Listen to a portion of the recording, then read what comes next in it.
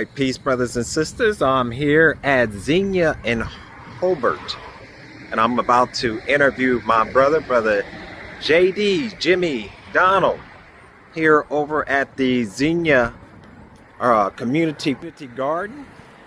And my brother, as you can see, has really got it going on over here.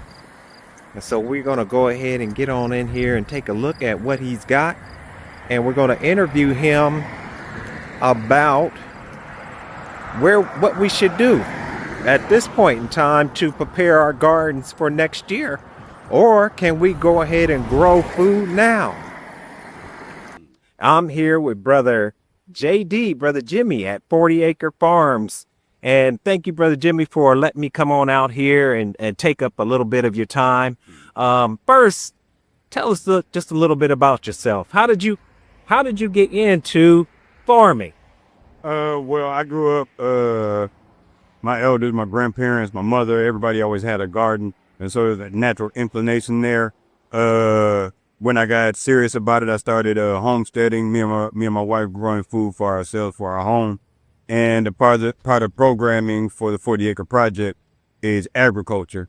And I was trying to get some initiatives started, and walked into Edge My Solar Garden, partnered with them, and long story short, here we are. Here we are. And we're heading into fall and winter. Yeah. However, there are still some things that people can do to prep, I guess. Would you say prep their garden for next year, or can they grow food this year? Well, it's all in, like, a lot of people don't like to get into the fall, like growing season, just because it gets cold outside, but we grow year round here. Okay. So I'm prepping for the fall with all my brassicas, my leafy greens, spinach, lettuces, beets, carrots, and a bunch of different other things for our salad mixes throughout the winter. If not, if people are going to start shutting their beds down, it's a nice time to start weeding and start maybe adding some amendments for next year, or compost and covering your beds for next year. Okay. Depending on what it is you're growing, it depends on what amendment you want, and a lot of people do actually wait until the spring for that. I like to go ahead and prep my bed all the way for what I'm going to grow next year now, just so when the spring comes, there's a lot less to deal with.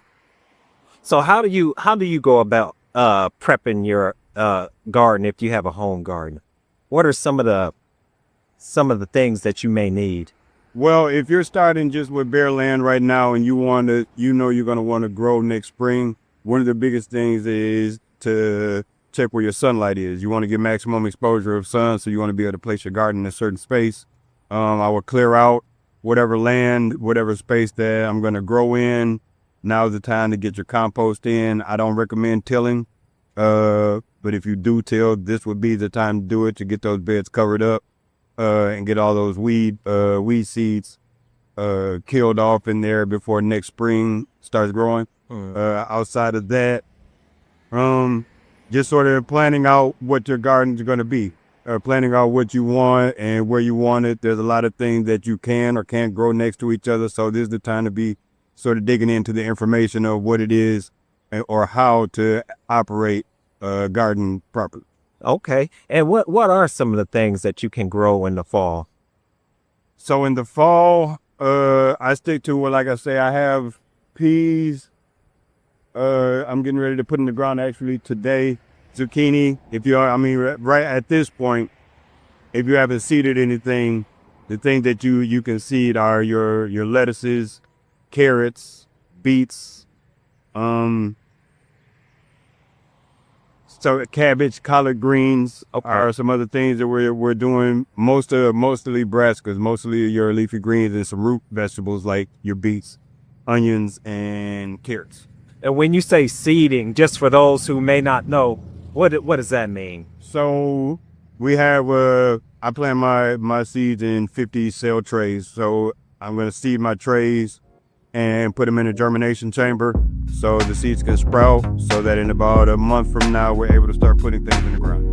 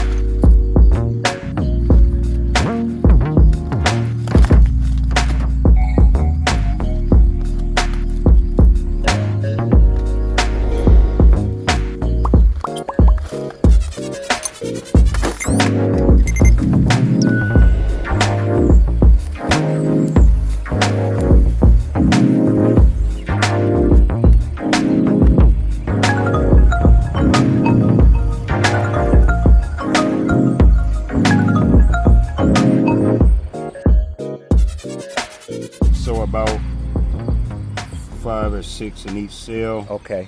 and they'll squeeze each other out, so it may be 2 or 3 per cell. But I practice biointensive growing, where you grow a lot of times your package will have plants 8 inches apart and all that different stuff. We crowd our beds. Okay. So the whole bed has something growing in it. It protects the soil. And then there's a canopy for your soil too, for water retention, squeezing out, crowding out any weeds that may grow, and a bunch of different things. And the root systems with one another begin working with each other when it comes to your microbiome and your makeup in your soil, your organic matter in your soil. So it's not really, I would guess it's relatively a new practice, but not really, maybe 20, 30 years. So as far as farming is concerned, it's new. Okay. And I know I may not be getting his name right. John 48, maybe, yeah, John 48. He's a French farmer. That's the first place I heard it. Ah, okay. I don't know if he's the first person to really bring it back. But, Right. so we'll seed our trays, and then we have a germination chamber where we put them in so they germinate faster. If you just grow in your own garden, you don't need a germination chamber. One of these will do the same trick, but like I said, at any given time, all the way up until next week, we're gonna always have at least 10 trays germinating seeds. So when you're going for production, you have to plan for the future. You can't just go for the immediate. So label and date are important. Are important when it comes to farming. Labels, because you don't want to lose track and not know what you're growing and not know what else you have to grow. Okay. So all right, now we'll step back here. Watch your step coming through here. This is the germination chamber. Like I said, we try to keep it full. I'm only putting one tray here today, but I got 3 more to put in here tomorrow. Here. Oh no, that's it. Yes. Okay. And this germination chamber does what? How does it? So it keeps it dark and humid. I got a water with a fish tank pump in it to keep it humid in there. Okay. And keep the seeds moist, but also keep it dark, so they have that blackout, so they can go ahead, the seeds can germinate. We got partial germinating. Like, these will be ready to come out and go out into the nursery tomorrow. Okay. Our Astro 2, in probably about a day or two, it's just now starting. The seeds are just now starting to sprout. Right. So in a day or two, that'll be ready. Okay. And then after that, we just I think I'm gonna put some more kale. Some more kale and collards. Okay. And I already got a few collard trays in here, I think, or they may be out there now. Okay. Every day is something different. So right. All right then. And as far as Black people getting into growing food, what would you say to our people as far as growing food is concerned? Is there an urgency? Yeah, so your reasoning for getting in the garden, there's a number of different reasons, and a lot of them are really important. Health wise, we don't know where we're going with this country as far as our food. Prices are going up, and there's less integrity in what people put in foods. Every day we have a recall on something coming from somewhere. And then with the state of the country and the administration at B, there's just so much uncertainty. Right. I think that growing food is a necessity all the time, but if there's no other time that has been better is now. You can go to your local grocery store and just look at the prices compared to last year. Right. Whereas you can go and pay $4 or $5 for a pound of spinach For $3, I can probably grow 200-300 pounds. Wow. Okay. And so there is a program, 200 yards. Is that what it's called? Yeah, so I partner with Edgemont Solar Garden, and we have a program, the 200-yard program, where we're encouraging 200 West Side neighbors to start growing on their own.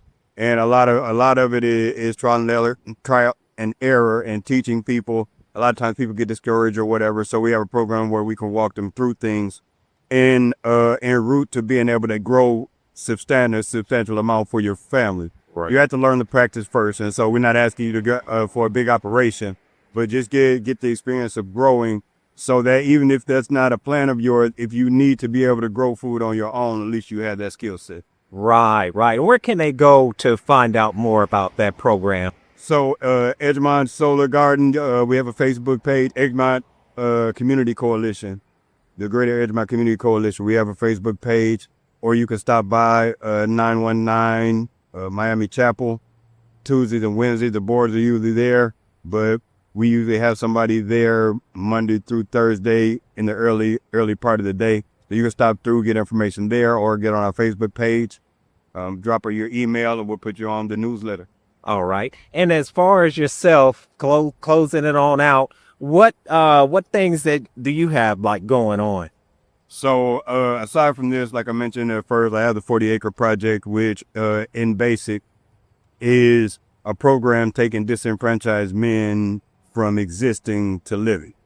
There's too many of us that, one, we didn't have a chance, two, we didn't even know a chance existed, right? And so being able to institute some structure into a lot of these men's life so they can start taking care of themselves, and opposed to waiting on somebody to come save us. Yeah. Touching on that, what therapeutic therapy do you think it is with growing your own food? Well, even since I was a kid, I love being in the dirt and all that different stuff. So like I said, naturally, I like to be outside and doing stuff, but to reconnect with the earth, both physically and metaphorically. Yeah. It heals. Like, I'll come out here and I'll lock the gate, take my shoes off, and sort of forget about everything that's going on. Yeah. At the same time, healing and being able to decompress from whatever's going on with the day. And there's plenty of stresses in the garden. Right. Plenty. Right. But those are controllable. And even the ones that aren't, and it's like a positive it's stress. still right, and it's still it's just as critical thinking and discipline and different things like that. So it builds character, and it humbles you at the same time. Right. Like I said, this is I tell people all the time, this is my exhale. This is where I come to relax and to work. And so it works on both sides for me. And everybody is not into growing and gardening nature for those purposes. But for anything else, growing your own food so you know what's going in your food. We grow our own medicine by not poisoning our plants with pesticides and herbicides and all that stuff, but we also grow our own medicinal herbs and plants and different things like that. Trying to reconnect with the earth the way God intended, right? Yeah, there's nothing that we can have that can be solved with something out of the ground. That's it. Yeah, that's instead of going to the pharmacy. Yeah. Grow your own food, and we got a beaver back there running. Groundhog. Yeah. Groundhog. Okay. Yeah. I'm gonna edit that part out. Oh no, you're fine. All right then. Well, thank you, brother. I really appreciate your time. And if there's anything, is there anything else that you'd like to say, or we'll wrap it on up? Yeah, just be on the lookout. I have a lot of things rolling out coming here pretty soon.